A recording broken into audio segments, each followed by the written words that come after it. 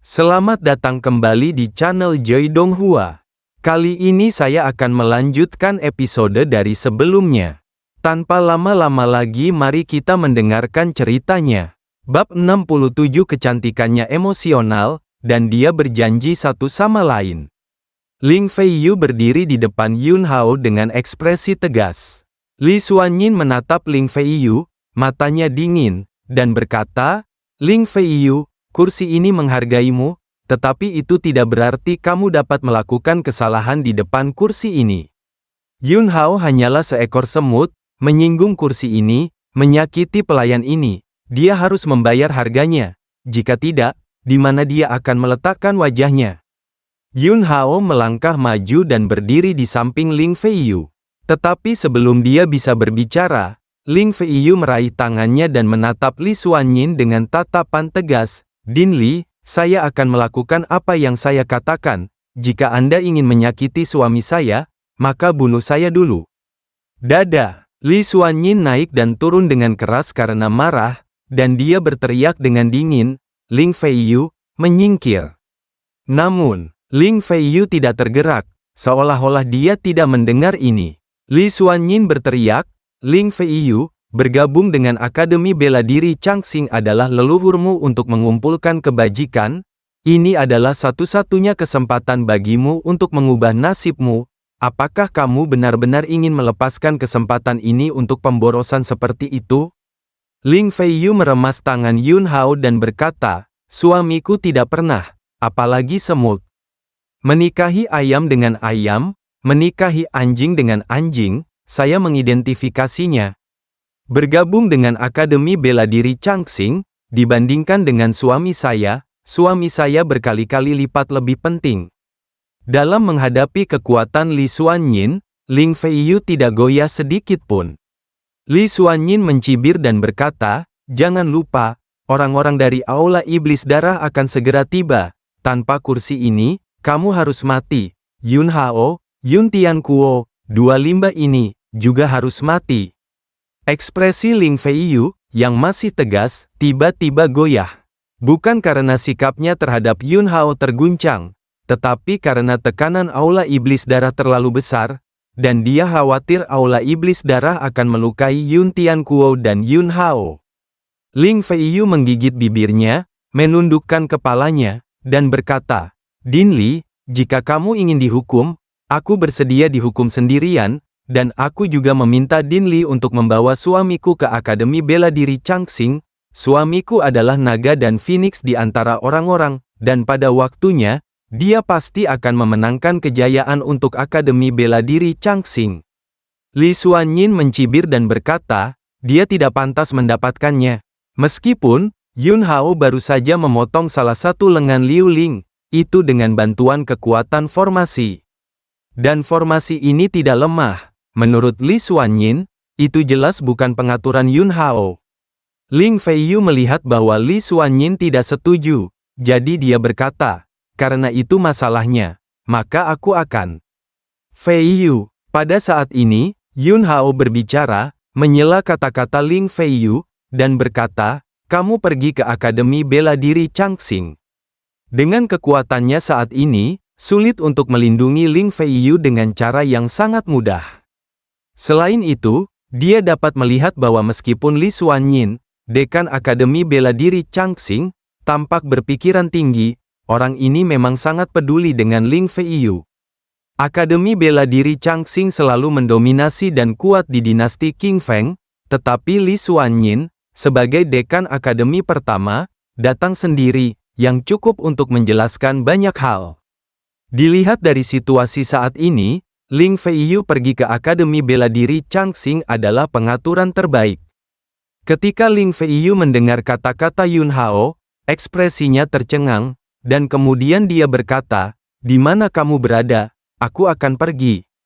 Yun Hao tersenyum tipis, mengulurkan tangannya untuk menarik rambut di dahi Ling Feiyu di belakang telinganya, dan berkata, "Dimanapun kamu berada, aku akan mencarimu."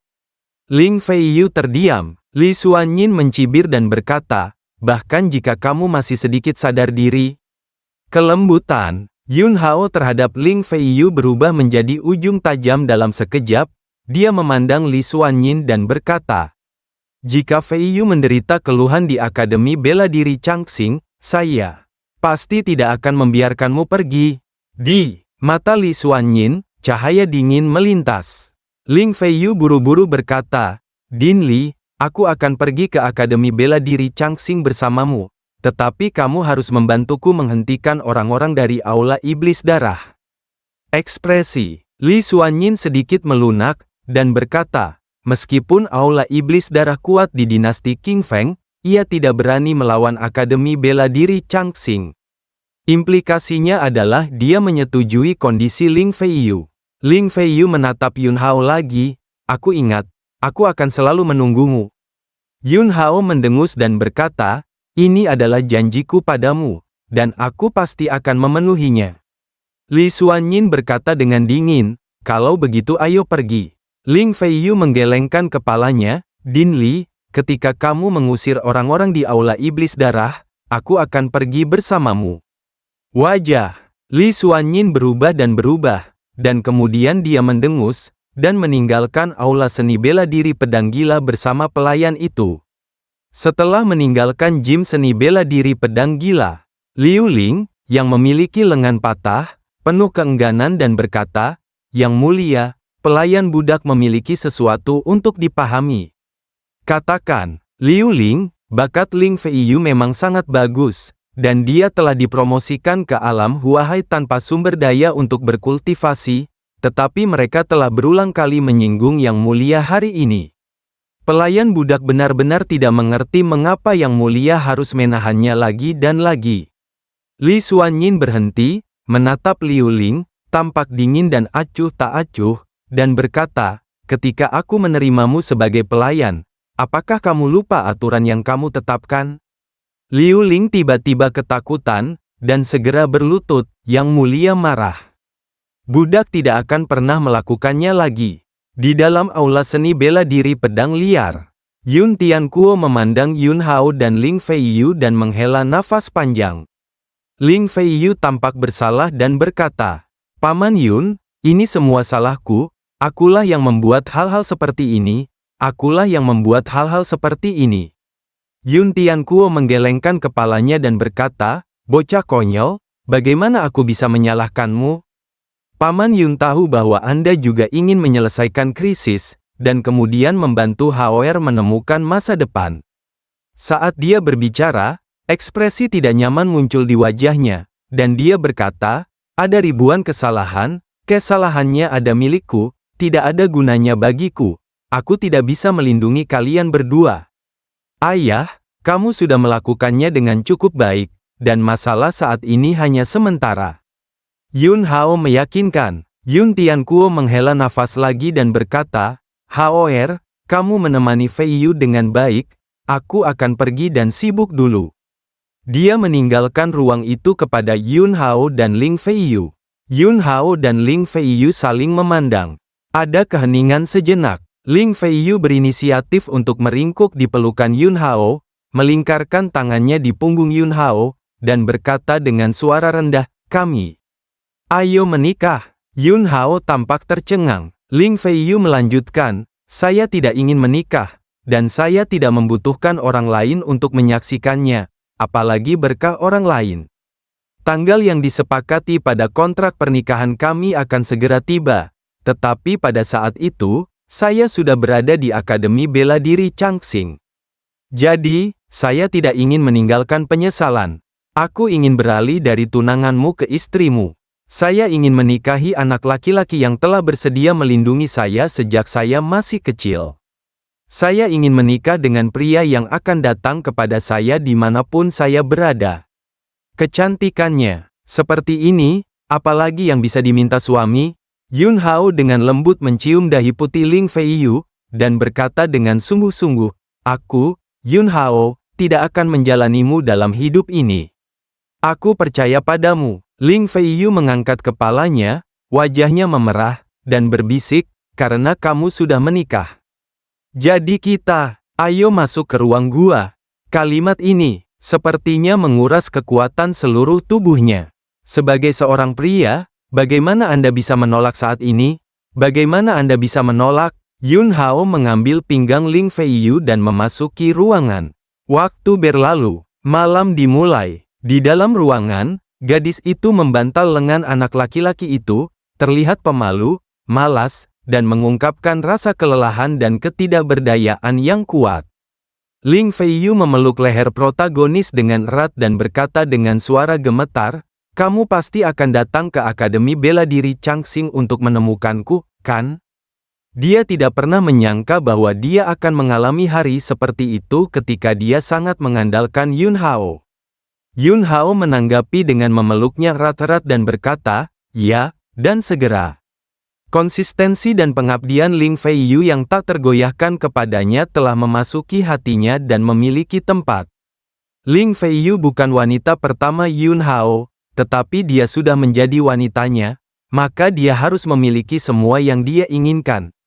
Bab 68, Segel Rusak, Klan Kuno. Malam yang sunyi, cahaya bulan yang dingin. Kamar, ke Yun Hao. Setelah badai, keduanya berpelukan.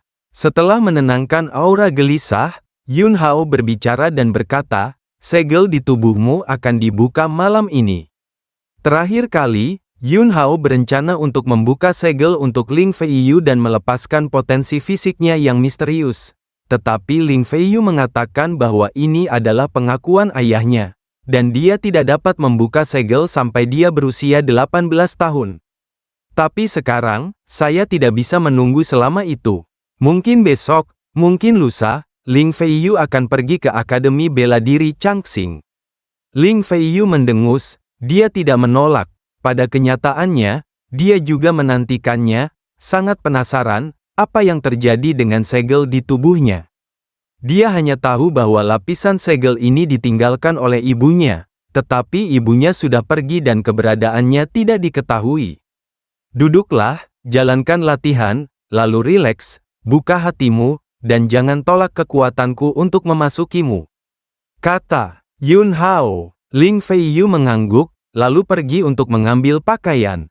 Yun Hao, tidak, itu saja. Bahkan jika mereka berdua sudah memiliki realitas suami dan istri, kemerahan di wajah Ling Feiyu, yang akhirnya surut, sekali lagi menutupi seluruh pipi. Kamu tidak bisa mematahkannya. Ling Feiyu memelototi Yun Hao, lalu menarik napas dalam-dalam dan melakukan apa yang dikatakan Yun Hao.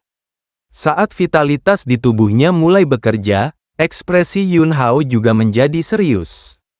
Kekuatan spiritualnya menyebar dari lautan kesadaran dan perlahan mendarat di tubuh Ling Feiyu, seperti hujan musim semi yang terus-menerus, dengan lembut berenang di permukaan kulit halus Ling Feiyu. Tubuh halus Ling Feiyu sedikit gemetar, merasa bahwa Yun Hao sengaja memperburuk keadaan lagi, dan kemudian membuka matanya yang tertutup, hanya untuk menemukan bahwa Yun Hao saat ini memiliki mata yang jernih dan ekspresi serius. Tahan napasmu, kata Yun Hao. Ling Feiyu segera melakukan apa yang dikatakan Yun Hao seperti bayi kecil yang telah melakukan sesuatu yang buruk. Setengah jam berlalu, kekuatan spiritual. Yun Hao telah menyelidiki segel di tubuh Ling Feiyu dengan jelas. Lapisan penyegelan, ini sangat pintar. Kekuatan segel terhubung ke 8 meridian aneh Ling Feiyu, yang setara dengan memperlakukan 8 meridian aneh Ling Feiyu sebagai rantai, dan posisi terkunci adalah dantian Ling Feiyu. Namun, segel semacam ini tidak akan memengaruhi kehidupan normal dan kultivasi Ling Feiyu. Dalam benak Yun Hao, pikirannya berubah, dan kemudian dia memikirkan beberapa orang yang pernah berhubungan dengannya di kehidupan sebelumnya. Kelompok orang itu terlahir kuat, dan bakat biasa-biasa saja di antara mereka. Dengan mata normal, juga jenius yang tak tertandingi. Sejak awal, mereka menang di garis start, mereka dilahirkan untuk mengendalikan semua hukum, dan apa yang mungkin tidak dapat dilakukan oleh para jenius luar dengan keringat yang tak terhitung jumlahnya, mereka dapat dengan mudah melakukannya. Kelompok orang ini menyebut diri mereka orang kuno, menurut legenda, adalah keturunan darah murni dari orang-orang terkuat umat manusia di periode purba. Orang-orang dari suku kuno jarang muncul di dunia. Tetapi jika ada orang di klan kuno yang berjalan di dunia, mereka pasti akan bergerak ke segala arah dan menjadi kuat. Di kehidupan sebelumnya, Yun Hao, untuk menemukan jalan menjadi dewa, memasuki tanah suci klan kuno, dan juga bertarung dengan patriark klan kuno, mengkonfirmasi seni bela diri. Saat itu, tidak ada seorang pun di dunia ini yang bisa mengambil pedangnya. Tetapi patriark klan kuno ada di tangannya, dan dia bertahan selama ribuan putaran sebelum jatuh ke dalam kerugian. Saat ini, Yun Hao menemukan jejak kekuatan klan kuno dari segel di tubuh Ling Feiyu. Mungkinkah Ibu Feiyu berasal dari suku kuno? Ye Chen berkata diam-diam di dalam hatinya. Segera, dia menekan banyak pikiran, dan kemudian menyatukan jari tengah dan jari telunjuknya, dan dengan kecepatan yang sangat cepat, mereka mengenai tubuh Ling Feiyu satu demi satu. Jian Yuan menggabungkan kekuatan spiritualnya untuk memotong rantai penyegelan di tubuh Ling Feiyu satu demi satu. Dan saat Yun Hao secara bertahap membuka segelnya, lapisan cahaya perlahan muncul di tubuh Ling Feiyu, dan cahaya itu seperti kerudung tipis, menutupi tubuh Ling Feiyu, membuat temperamen Ling Feiyu misterius, suci, dan mulia. Saat berikutnya, telapak tangan Yun Hao menghantam perut Ling Feiyu. Telapak tangan yang panas membuat Ling Feiyu mengerang nyaman. Untungnya, hati Yun Hao tegas, jika dia tidak bisa mengendalikannya sekaligus, itu akan menjadi hal yang buruk. Ini bukan kepura-puraan Ling Feiyu, tetapi ketika telapak tangan panas Yun Hao menekan perutnya, dantiannya tiba-tiba menjadi sangat santai. Perasaan ini seperti terbang ke awan. Untungnya, selama dia tinggal di kamar bersama Yun Hao, dia memiliki perasaan ini beberapa kali, dan dia sedikit terbiasa. Jika tidak, vitalitas di tubuhnya barusan akan hilang dalam sekejap. Pada saat ini, kekuatan spiritual Yun Hao telah menyerbu dantian Ling Feiyu. Dalam persepsi, dantian Ling Feiyu tidak berbeda dengan dantian orang biasa, tetapi nyatanya, ada misteri di dantian Ling Feiyu. Lapisan segel itu, seperti penghalang, menyembunyikan sebagian besar dantiannya. Bersabarlah denganku, aku mungkin harus melakukan sedikit usaha, kata Yun Hao. Yah, aku tidak takut sakit. Ling Feiyu menjawab dengan lembut. Suara itu jatuh. Kekuatan Yun Hao tiba-tiba meledak. Ah! Ling Feiyu kesakitan dan berseru. Benar saja, kata Yun Hao diam-diam di dalam hatinya. Dia tidak salah menebak, lapisan penyegelan itu memang sarana klan kuno. Setelah dia membuka segel di dantian Ling Feiyu, dia akhirnya merasakan fitur khusus dari dantian Ling Feiyu. Sederhananya, itu besar. Jika dantian orang biasa digambarkan sebagai kolam atau danau, maka dantian Ling Feiyu adalah laut yang tak terbatas. Dan ada juga energi murni yang tak tertandingi, mengalir di dantiannya. Energi ini, Ling Feiyu dapat langsung menyerap dan mengubahnya menjadi alam. Yun Hao sedikit terkejut di dalam hatinya. Justru karena dia telah berhubungan dengan orang-orang dari klan Gu, dia menyadari bahwa meskipun dantian Ling Feiyu mirip dengan fisik klan Gu, itu lebih istimewa daripada orang-orang muda klan Gu yang dia lihat di awal.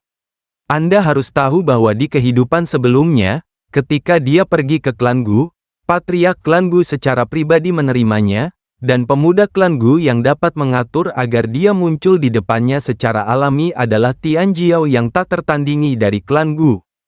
Yun Hao melihat dantian Ling Feiyu, dan tiba-tiba menemukan bahwa di dantian Ling Feiyu, ada buku bersampul benang yang mengambang di dantian Ling Feiyu, yang sepenuhnya dipadatkan oleh kekuatan spiritual. Dalam buku yang diikat benang, ada gumpalan kemauan, dan gumpalan keinginan ini juga merasakan Yun Hao, dan kemudian perlahan mengembun menjadi hantu wanita yang lembut. Hantu wanita itu memandang Yun Hao dengan ekspresi rumit, dan berkata, "Namamu Yun Hao, kan?" Yun Hao sudah menebak identitas pihak lain, jadi dia melengkungkan tangannya dan berkata, "Yun Hao, aku telah melihat ibu mertuaku." Hantu wanita itu, mengangguk dan berkata, pada awalnya, ayah Feiyu harus mengatur ciuman bayi untukmu dan Feiyu, aku tidak setuju, tapi aku tidak bisa menolaknya. Sekarang tampaknya bisnis keluarga ini tidak buruk, Anda dapat memasuki dantian Feiyu, yang membuktikan bahwa Anda juga memiliki sesuatu yang luar biasa. Bantu aku menjaga hujan dengan baik, jika kamu berani melakukan sesuatu yang benar yang tidak menghilangkan hujan, aku tidak akan sopan padamu. Yun Hao menemukan bahwa gumpalan keinginan ini akan bubar, dan segera berkata, Ibu mertua, lebih baik bertemu Feiyu dengan gumpalan keinginan ini. Hantu wanita itu menggelengkan kepalanya dan berkata, tidak perlu, jika kamu melihatnya, ikatan akan lebih dalam, yang bukan hal yang baik untuk Feiyu, tetapi akan merugikannya.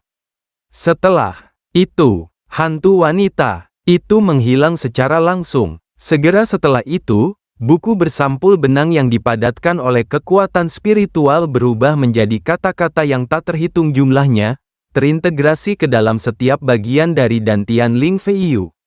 Yun Hao tahu bahwa ini adalah metode rahasia pewarisan klan kuno. Dia awalnya berencana untuk mencari tahu rahasia fisik Ling Feiyu dan kemudian memilih beberapa warisan yang cocok untuk diserahkan kepada Ling Feiyu. Tapi sekarang, Ling Feiyu memiliki metode rahasia warisan klan kuno, jadi dia tidak perlu Yun Hao untuk repot lagi.